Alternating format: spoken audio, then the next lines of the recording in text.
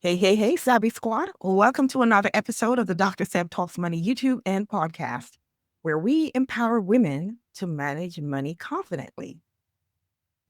Today, we're exploring what it really means to build a money legacy across generations. Legacy isn't just about dollars, it's about wisdom, values, and intentional conversations that shape future impact. My guest, Marcella Mollon-Williams, is a behavioral financial advisor and entrepreneur who helps first generation high earners align mindset and money to create wealth that lasts for generations. Marcella, welcome to the Dr. Sev Talks Money podcast. Hello, Dr. Seb. Thank you. Thank you for having me. I'm excited to You be are here. welcome. I am excited to have you and explore generational legacy because we want to make sure that we are leaving a legacy for our children. I like to start with something light and fun. And this helps us to shake off the nerve and learn some fun thing about each other and ease into the episode. Yeah, I like that. If your great grandchildren found a time capsule from you 100 years from now, what's one or more non-financial thing you'd want them to discover inside? They would have something that has the family crest on it. They would already be familiar with our family crest, but in a time capsule, I know there will be something on there which the family crest is imprinted on there. But in addition to that, I would want to make sure that there's some type of book or manual with just stories about my life, even my journal, something that they'll be able to see what I've been through, the struggles, what was going on internally, how I trusted in God through the process, and something to help them realize that no matter what they went through or what they're going through currently, they have ancestors that have been through struggles that they can relate to. Wow, that is so funny because you're talking about journal and all of that, and that's pretty much an answer. That's what I would want them. I want them to find a journal that's filled with my real stories, the good, the messy, and everything between. Because I want them to understand that life is not about perfection. I really want them to know authenticity matters Yeah. and it's okay to be imperfect and still create a beautiful life.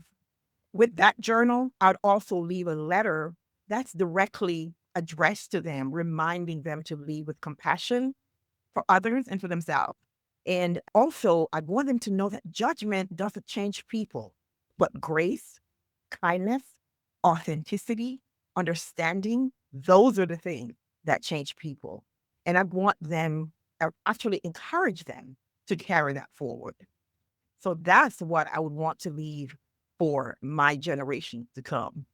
Oh, Yeah. so we're on the same page.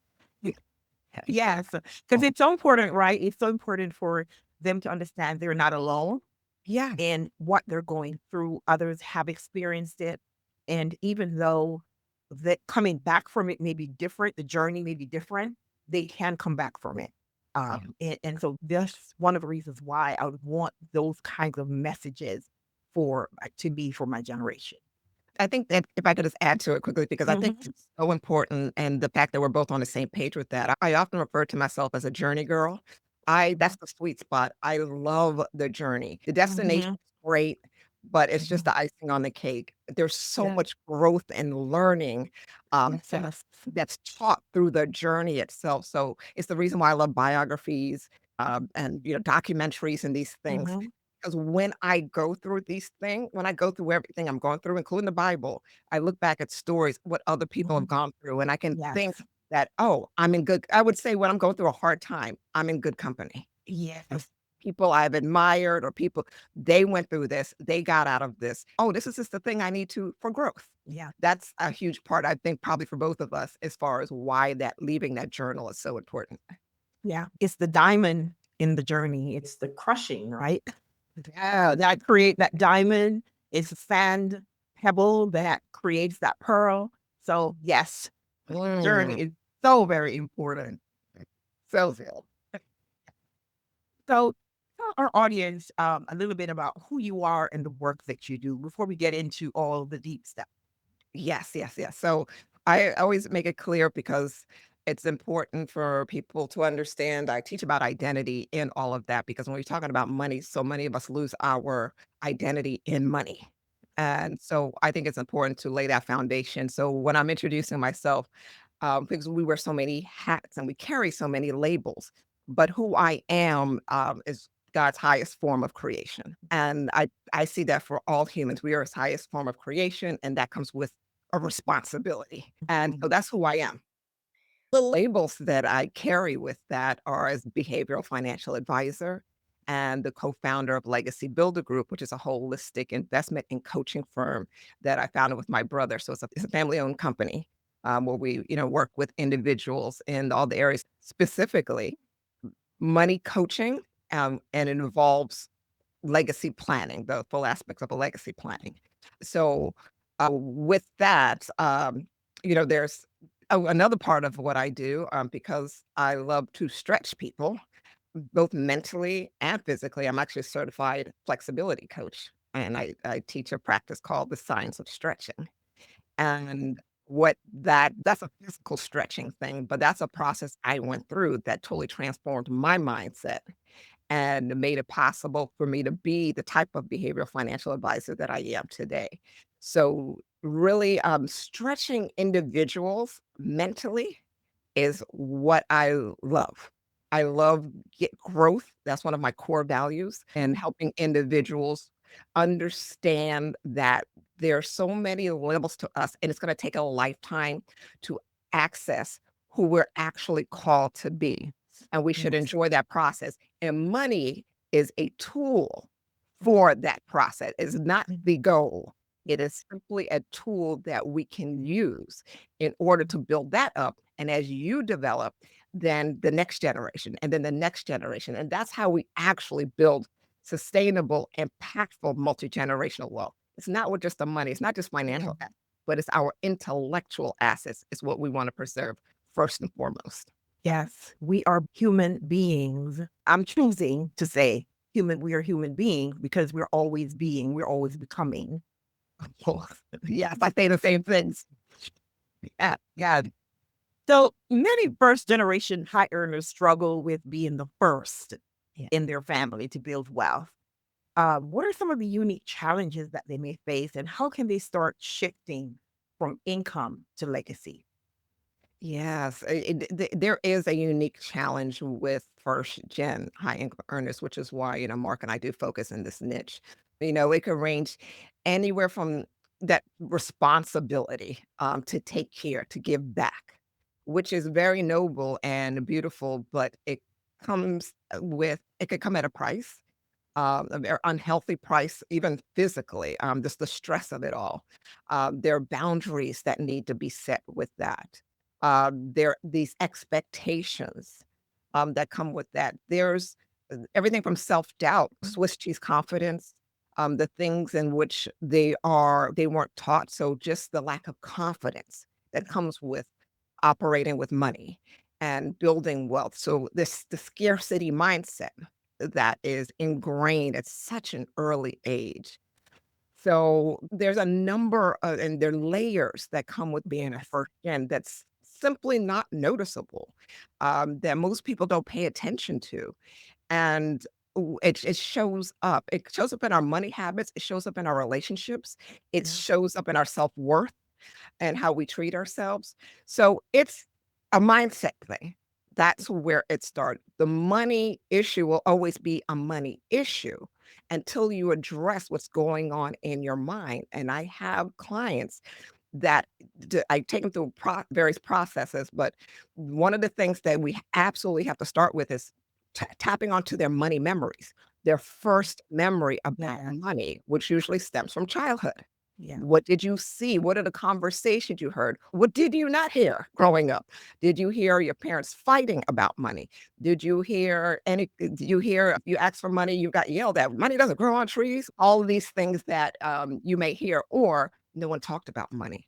You don't talk about money. Yeah. And all of that is deeply planted into your subconscious mind. And it shows up and it manifests through your behavior, your actions, your relationships. And unless you take the time to do the work, Yeah. that thing is going to stick there. Yes. And you're kind of wondering, what's with all this self-sabotage behavior? That's how it shows up. Yes. Man, you were talking my language. Yeah, it starts with the money mindset. It starts with the mindset because if it were not the mindset, people who inherit a lot of money would still have it. If it were just money, people who want a lot would still have their money because it's never about, oh, if I had more money, I would do. If I had more money, I would be. If I had more money, I would go. Now you have more money, what happens? You blow it because the mindset hasn't changed.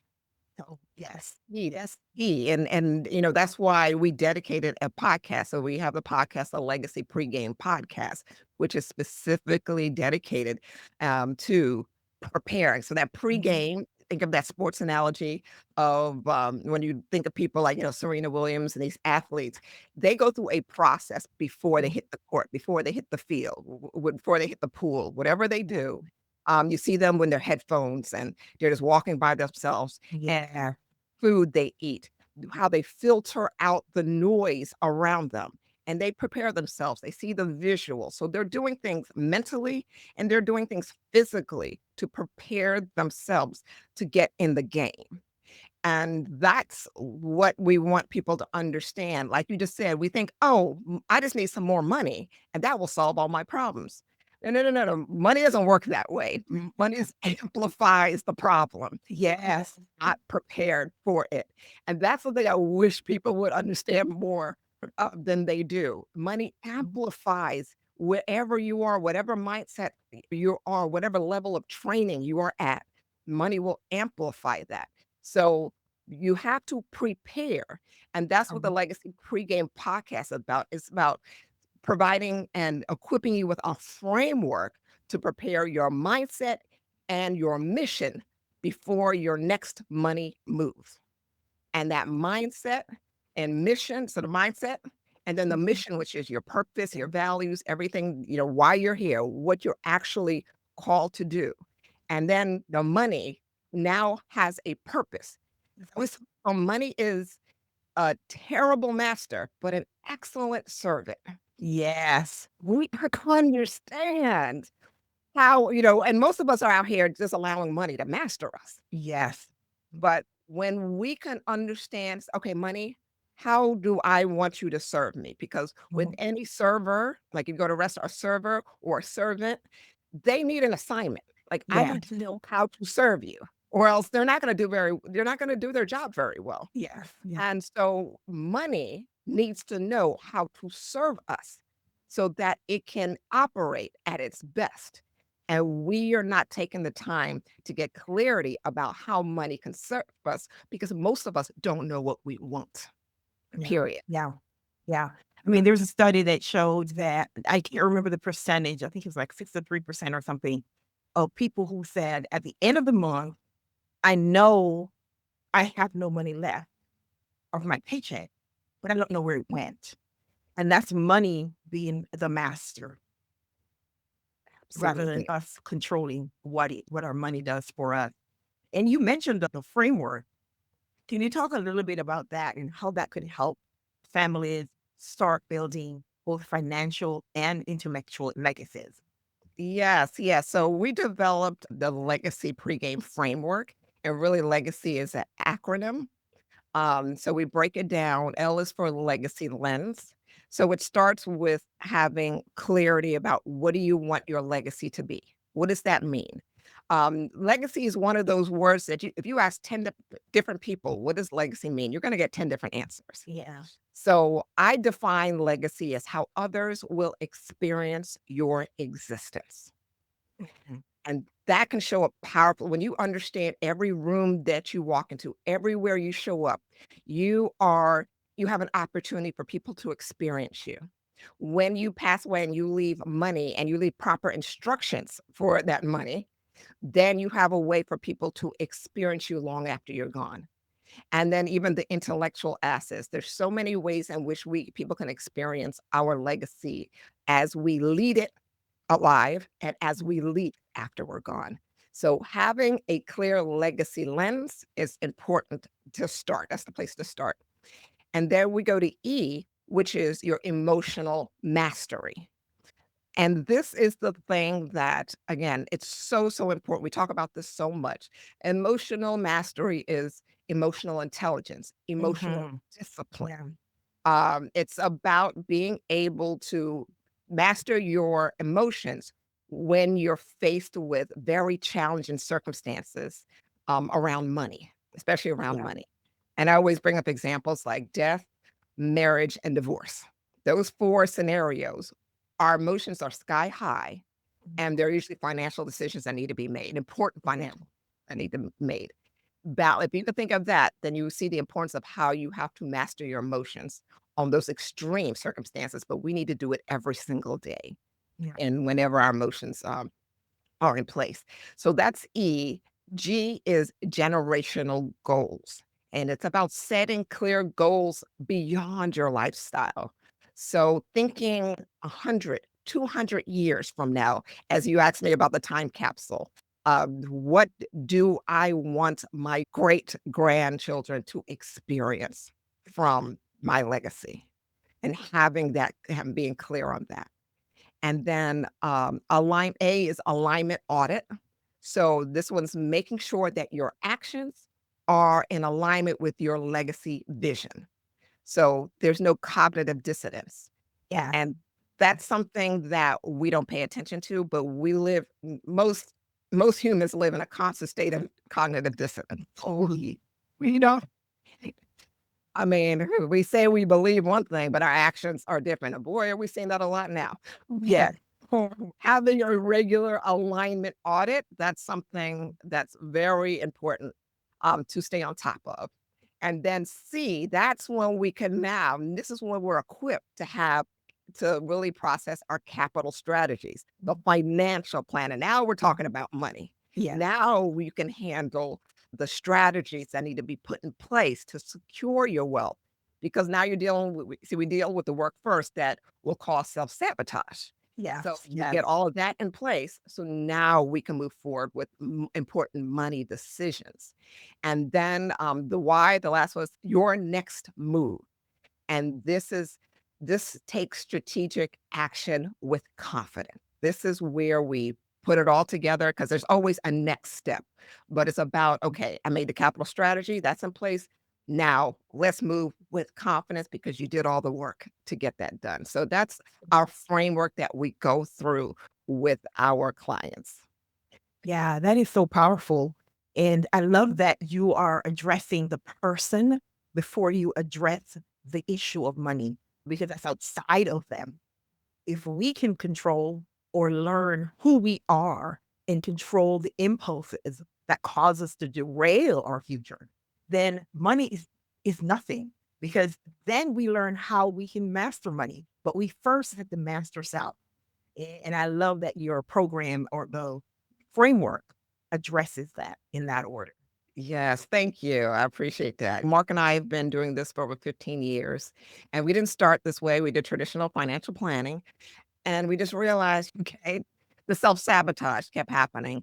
And that's when we made that shift. And the very first thing we do, especially with if we're working with a client who really just come to us for financial planning and they're not working on the coaching side, then at very minimum, we have to have a values assessment with me. And we help them develop their five, well, I don't say develop, it's already there. So it's discover their five core values and their purpose for money, and then we can move forward with them because for both Mark and I, especially when he's working with the financial planning part, it made a world of a difference for him to be able to help them with the money plans because now they understand, oh, this is what's important to me. These are my core values. Yeah. And now we can keep them accountable for with the decisions they make. Yeah. When they try to do something that goes against it. We're not saying no, you can't do it, but oh, what did you say your core value was? Yeah.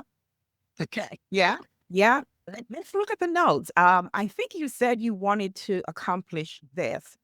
Can we talk about how this impacts your goal and the goal that you set for yourself?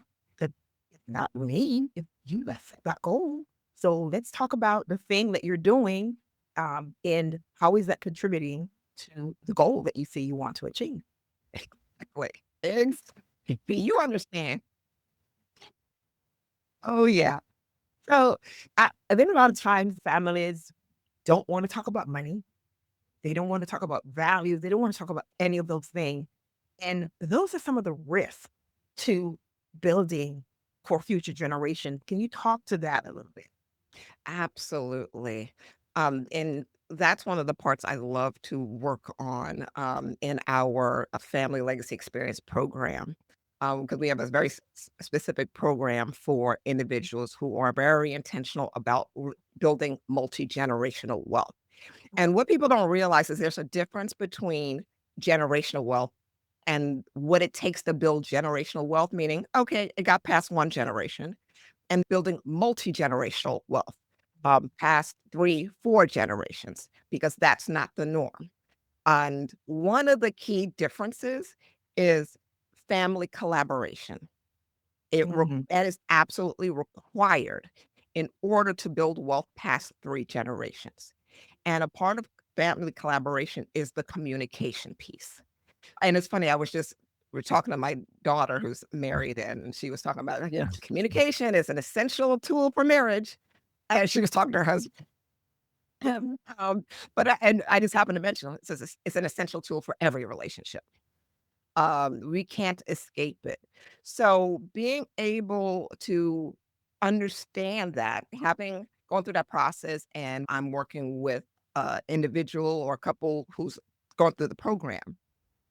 A lot of times people need help in even understanding, like, well, what does that even look like? Who is communicating with this type of information with my family?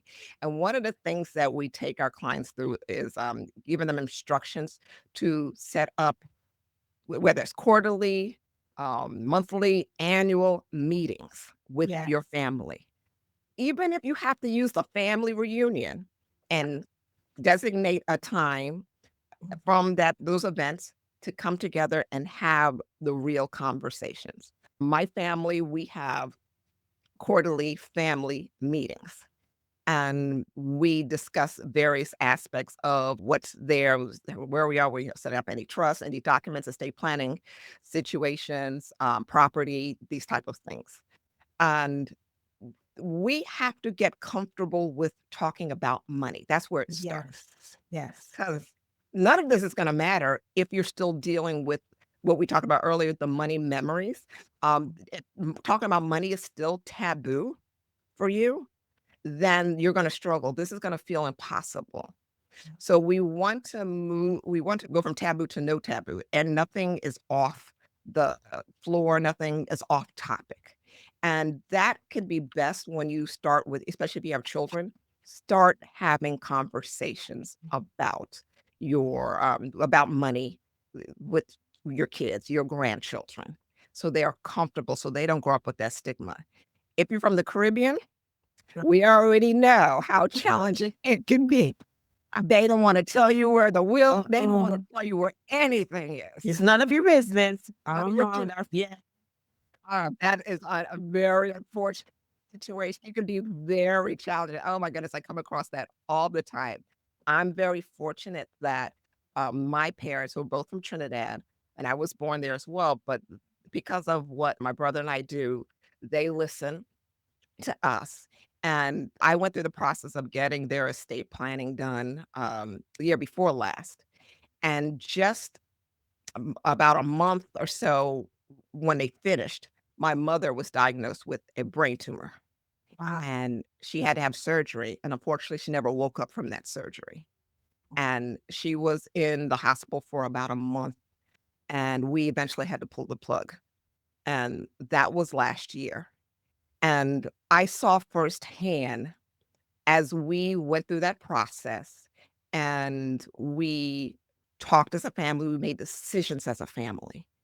And my father was able to really navigate. He had all the paperwork to make Yeah. the process easier. There were things they were in the middle of doing when it comes to some of the estate planning, that if he did not have the power of attorney, we wouldn't have been able to finish that, because she was in a somewhat comatose state. Mhm. So he couldn't do anything if she hadn't passed yet. Yeah. There were just little things that even with what I do, I'm thinking, wow, we tend to look at life like, okay, you're born and then you die when it comes to finances. Okay, let me make sure I have life insurance. Mhm. Okay, let me make sure, this, that, and the other. But a lot of times we don't think about the possibility of situations that you couldn't even think of happening. Yes, yes. And we don't prepare for that. Yeah. And so it did give me an added passion to really to make people aware that there's this in between. There's this gray area that you have to be prepared for and that you have to make sure that you're having the conversations. Just again, before that happened, just months before, we wrote down, she didn't want to talk about it, but we wrote down, what do you want your funeral to look like? Yeah. They both did that. And then so when we had to go through that process, it was a celebration. We were able to make decisions so easy, no drama. Everything was easy. And I'm very grateful. I'm very grateful that that was something that my parents allowed me and my brother to guide them through Yeah. without any issues behind that. And I want that for so many others. Yeah. We were fortunate that we are able to do the same on our side. So with our family members. So it's always, it's such a relief because you're grieving them and then you're trying to make decisions. And we talked about the cognitive dissonance. We talked about the elevated emotion. All of that may cause us to not make good decisions if things are not in place because we're in the midst of grieving. We're making those, financial decisions. So it is wonderful that you were able to have all of that in place. This has been such a rich conversation, and there's so much more that we could go into. Um, we may have to have you come back. Um, so before we wrap up, do you have any last words of encouragement that you'd like to leave with our listeners? Yes, yes. I just want everyone to really understand that you are how you show up in the world, your legacy is alive today. How others experience your existence can be so powerful. It doesn't matter if you have children, you don't have single with no children. You were created for a powerful purpose. You're not an accident. You were here Mhm. intentionally. So by an intentional creator. And with that, how you operating with intention matters. Everything you say, everything you do, Yeah. everything you think matters. So allow that to be your fuel as you make decisions, all decisions, not just financial decisions, but understanding that money is a powerful tool to be able to amplify that intention that is in you. So work to be more intentional and in the decisions that you make daily. And I promise you it will show up more powerfully each and every day that you do. Yes, I totally concur. So let's talk about any projects that you have coming up, anything that you'd like the listeners to support you with. Yes, I would love for your listeners to tune into my podcast, as I Okay. alluded to earlier, the Legacy Pregame Podcast. And you can locate that at Mhm. legacypregamepodcast.com. Again, it's all about equipping you with the framework to master your mission in your mind before your next money move. We're talking about all the things that have to do with that. We go in deep. So, I really encourage you. I'm all over the place: YouTube, Spotify, Apple Music. So look for Legacy Pregame Podcast. Join me, and I hope to see you there to subscribe. Yes, thank you. And what is the best place for them to connect with you? And listeners, I'm going to have all of her contact information in the show notes in the podcast platform and then also in YouTube. So if you didn't catch it, don't worry, we'll have it in the note. So Yeah. what is the best place for them to connect with you? Thank you. Yes, the best place to reach me is LinkedIn. You can find me on LinkedIn, Marcella Mollon-Williams. I That's where I spend most of my time, although I'm all over social media, but that's where I prefer to spend my time is on LinkedIn. Okay, thank you so much, Marcella, for sharing with us that legacy is about more than money. It's about the values, the wisdom we pass along. And friends, if you take one step this week, Let it be this: start a conversation with someone you love about not just what you want to leave behind, but how you want to live and lead today. Because wealth that outlives you begins with the choices that you make right now. And everyone, please don't forget to check out our library of recorded podcasts and YouTube videos. Until then, this is Dr. Sav saying stay savvy, and we'll see you next time.